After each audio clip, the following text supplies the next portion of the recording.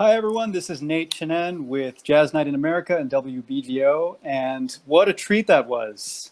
Man, I am so pleased to be here with these musicians, saxophonist Joshua Redman, pianist Brad Mehldau, drummer Brian Blade, and bassist Christian McBride. Hey, guys. Hey, Nate. What it What's going do?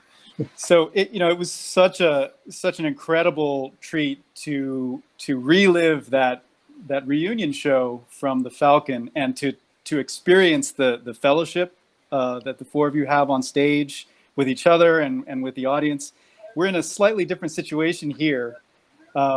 Joshua, you're out in Berkeley.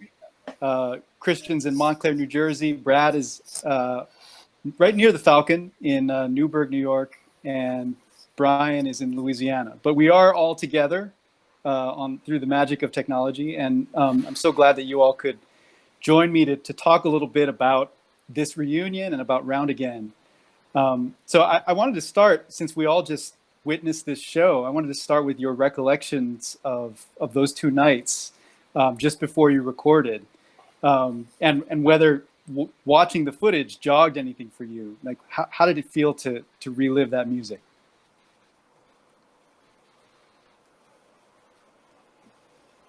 Well, it was just, for me, it was just such a joy to be able to be with these guys again and to make music with Brad and Christian and Brian again. I mean, I feel like since the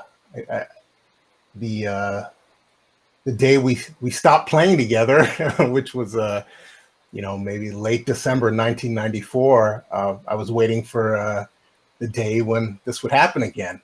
Just the opportunity to be in a room together with them again and to share sound and make music. I mean, I waited half my lifetime for it, so felt pretty darn good. It's clearly a continuation, and I know that all of you have spoken about how comfortable it felt to step back into this group relationship. But I wondered, after all this time and with all the development you've all done, how did it feel different this time around?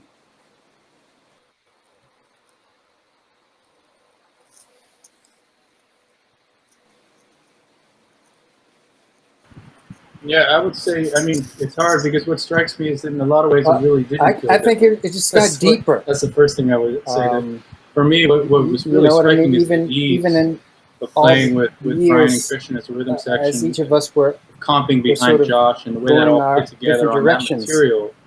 That initial bond, it wasn't, the ease itself wasn't fundamentally different. I binding. guess, one difference is just how we've all developed that was there from the beginning. Hold on a second, guys. For some reason, I'm getting Brad and Brian in a duet.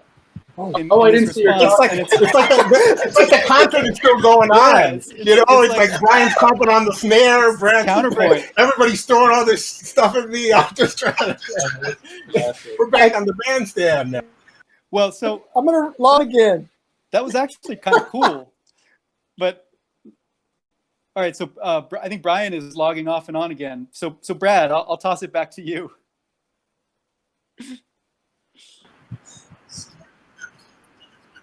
Yeah. Sorry, Brian. Jeez, that's embarrassing. I mean, if Brian and I were doing that together, the difference is we'd be hearing each other and listening to each other. Right. And here we're just, we didn't even know. This is, sorry, Brian.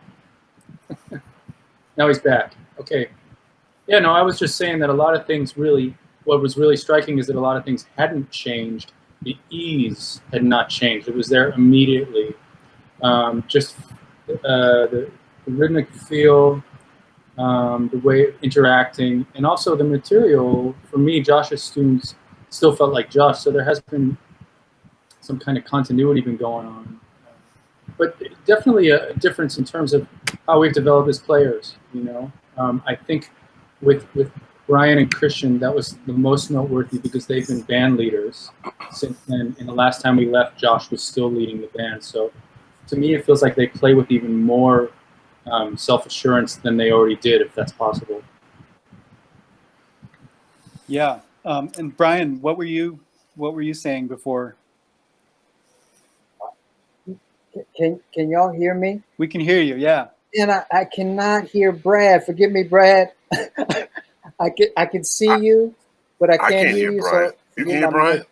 Just like I can't hear Brian. I can hear Brian. Unfortunately, I wish I could speak to what Brad just spoke to, but I think it just grew deeper. All the years apart, in spite of the years apart, that initial bond was growing to that, to this time that Joshua kept in his view. He kept the vision for this future, as we all very much need to right now, for all of these the desires of our heart. So it's a privilege to share this, with my brothers and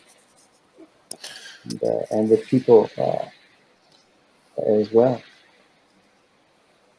How about you, Christian? How did it feel? This is ratchet. I didn't hear anything he said.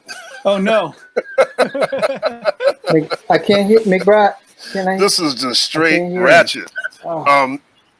Let me see. Josh, can say something? Something. Okay, yeah. I hear everybody except Brian. That's a Brian, drag. I didn't hear Brian either. Brian, can you speak? Yeah. Yeah, I didn't hear Brian either. So I for some reason I heard Brian. I was able to hear him, and he was talking about how everything felt deeper. How this was an extension, and it was familiar, but it basically felt like it was on a deeper level. So Christian, as the person with the deepest deepness, the deepest depth, do you agree with that? How did it feel for you to step back into this band? It felt like we never left each other. I mean, not just as musicians, but just as people. As Joshua said, that the last time we played together as a unit was New Year's Eve, 1994, and at the time we all were still in our early 20s, and now we're all in our late 40s, early 50s. So, but one thing that has never changed is our friendship. We've always remained friends, and we've also played together in various situations, not as a unit, obviously, but in different groups throughout the years. So there wasn't a sense that we actually had to work to get back into the groove again. We're all friends. We all admire each other. We played together in different groups. So as soon as the quartet got back together, it was just the groove was instant. Yeah. There's something that you've all talked about also, which is the balance of intellect and soul in this band, and it's not as if those two things are in opposition, but there are sort of two different priorities. And Joshua, I'll start with you. Like, how does this group speak directly to that balance? The sort of the mind and the body, or the mind and the soul. Because I feel like watching that show, you really, really feel that kind of balance happening. Yeah, it's a great question. I think it's, as you said,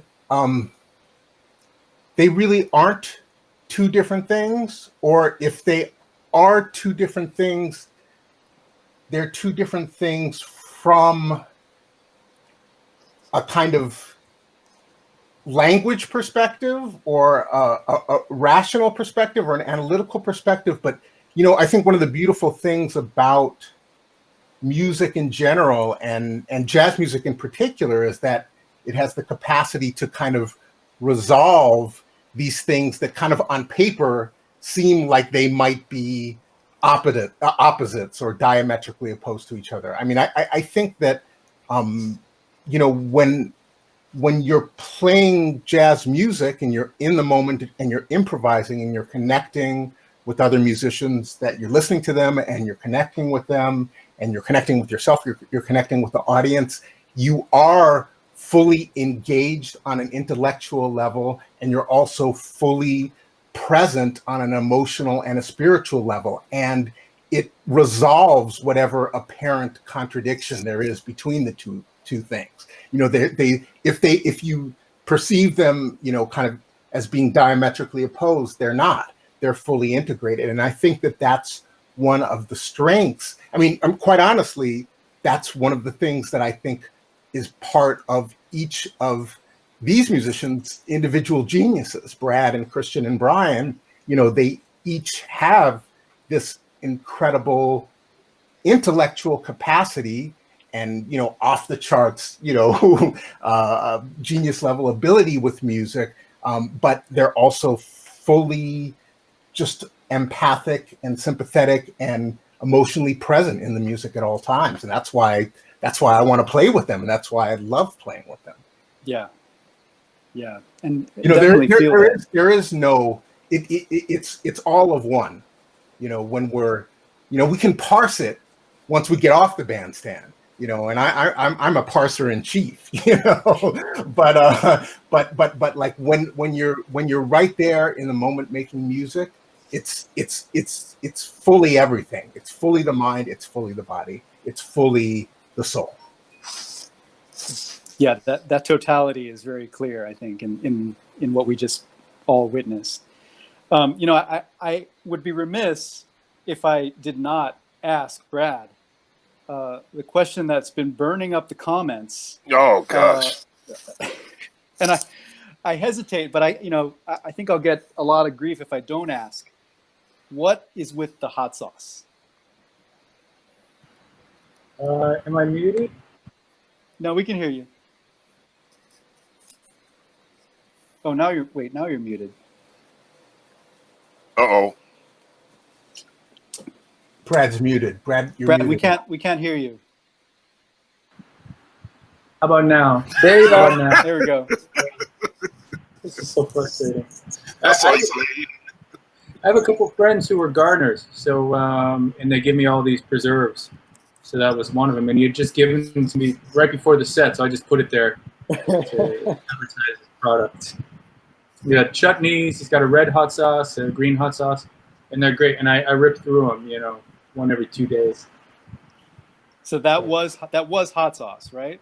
That was hot sauce, yeah, quite hot. Okay. Yeah. Great. I'm surprised. I keep waiting for someone to create a Twitter feed for Brad Mehldau's hot sauce. Wow, it went viral. I think we need to get some hot sauce for this live stream. Yeah. pour some hot sauce on the router or whatever it is on the modem. Yeah. I might have some around there. Yeah. You just need to somebody light the pilot light on the stove. Well, as we speak about the mind-body dualism, the hot sauce is it's relevant to that conversation for sure. Well, we are nearing the end of our time here. I think maybe you guys are relieved to hear that, but you know, I want to note that under different circumstances, you would be coming off of a tour behind this material, and gearing up for another round of touring in the fall. And so I wanted to ask just, what your thoughts are about what's happening, in the future. Have you made plans to get back together on the road? I know that's a difficult thing to even envision at the moment, but what thoughts do you have about the future for this reunion? Yeah, well, we waited, 25, 26 years? Hopefully we can wait a couple more, or hopefully it won't be that long, but, who knows, right? We're here now. I mean, we would have been just finishing up a European tour right now, or just done with a European tour. Right. So, I think we're all itching to get back out there when the time, or I'm itching to get back out there when the time is right, for live music and for live jazz. and to do what it is that we love to do. And I'm hoping that we'll have a chance to do it together. By all means. I mean, there's no one that I would rather play with than these three musicians. So hopefully we'll be back out there soon.